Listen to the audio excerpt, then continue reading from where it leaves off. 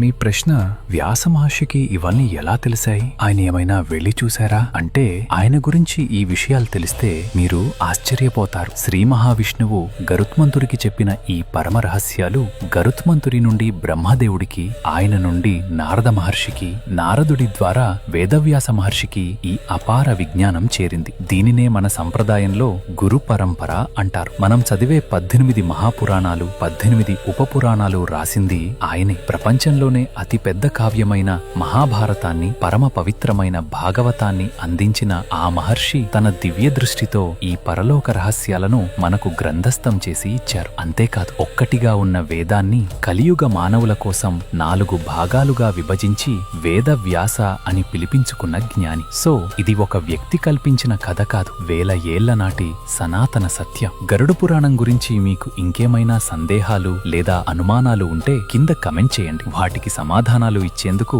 నేను తప్పకుండా ప్రయత్నిస్తాను. మరిన్ని విషయాల కోసం సబ్స్క్రైబ్ చేసుకోండి.